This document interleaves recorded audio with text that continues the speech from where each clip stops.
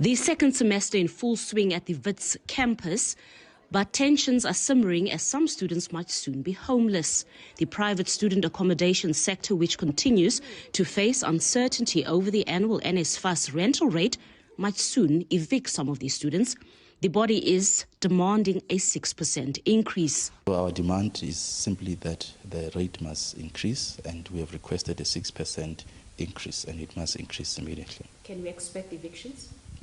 Evictions are already happening. We have students that have left when they went for first semester break, and those students won't be allowed in if they are still owing and they have no confirmation of NSFAS. This second-year student lives in a private student accommodation unit as on-campus units are unaffordable for her. She's one of many students who have been under investigation by NSFAS and therefore has not received funding for about 4 months. I think around April, my account got investigated for some reason, even though there wasn't any formal communication made to me. And that has made it really difficult with my accommodation because I pay over 6,000 Rand and I have to pay on the 1st of every month. Otherwise, there are penalties and possibilities of me being evacuated from the place.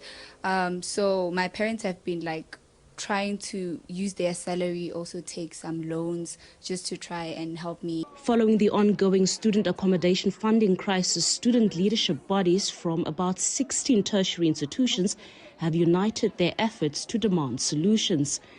The SRCs say university-owned accommodation must be subsidized and private student accommodation must be well regulated.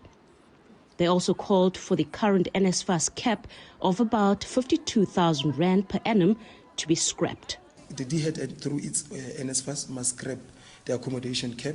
And then two, Competition Commission and the Department of Higher Education must intervene to come and then regulate the student accommodation pricing accordingly and fairly without being biased in line with the regional rental pricing set or at a pricing cap. Meanwhile, Mamabolo also claims that NSFAS still owes private landlords about 200 million Rand backdated to 2024.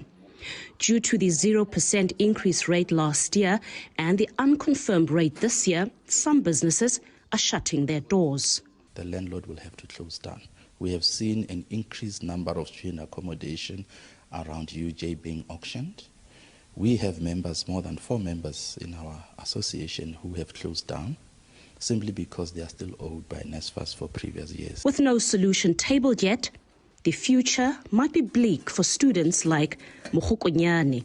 Because what happens if I exceed a certain amount, I can't also register for my 3rd year as well. So the accommodation issue is not really sticking and remaining at accommodation. It also expands to my academics as well. So either way, I'm going to have to go back home. While the private accommodation sector says it's open to explore a solution strategy for all parties, student leaders are adamant that NSFAS has repeatedly failed in its mandate and must be dissolved immediately.